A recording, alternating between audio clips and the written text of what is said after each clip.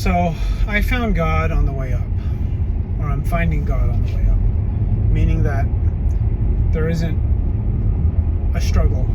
There are struggles, like personal life struggles, business struggles, but the start of my walk, or kind of being drawn to Jesus Christ, came from feeling a little lost or feeling a little unsure of where to go after accumulating a certain amount of success. And I found that for me, in 500 feet, that take the Interstate 215 there's probably no better place to find God in that situation. And what I'm learning is, now take the Interstate 215 west round. it's hard to describe what I am learning, because I'm learning a lot of technical stuff, like stuff about why is the Bible the best-selling book and the most believed book, right? This is more like marketing logical stuff, right? Like why do people believe this stuff? There's that brain, that highly logical brain that I have.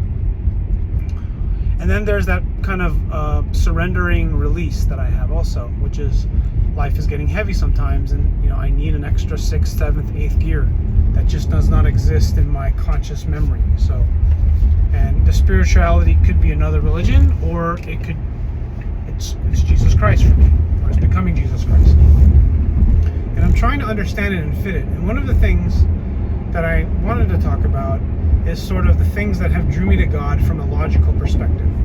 And that first one I just described was that extra gear that you need, the extra nitrous of whatever you want to call it, that just you need it to get through the day, to get through the situation without it making it crush you.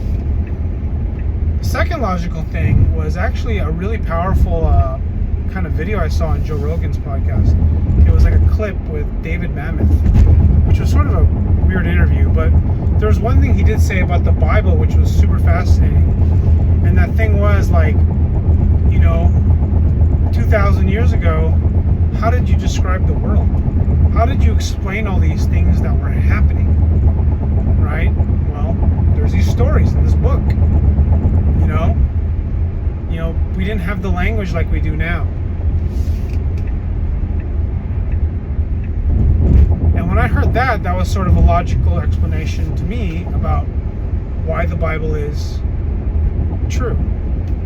True, I don't know what true means sometimes, but true to the literal sense, or true to the principle sense, right? Because they are, from my understanding, retellings, they're stories, right? It's not like it's a transcription of what was actually happening, like some transcription audio service, right? It's people having an experience and then sharing it. And there are things that have happened that are hard to explain. So they're explained in these letters written by whoever, right? And that's kind of like how I got to logically as well. Like, these things have happened in the past. People who've had marriage problems, people who've had money problems, people who have done incredible, terrible acts, or of good and bad, terrible acts and great acts. And they tells you what to do about it, or what they think should be done.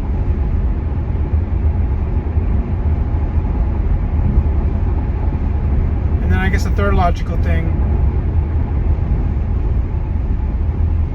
I don't know, like I worry too much, I feel like I do, especially lately, with having the curse of free time, or the curse of happiness, or freedom, or financial freedom, is that my mind wanders to the bad stuff, and there's like no centerpiece to keep me together, right? And the Lord has found its way to sort of ground me.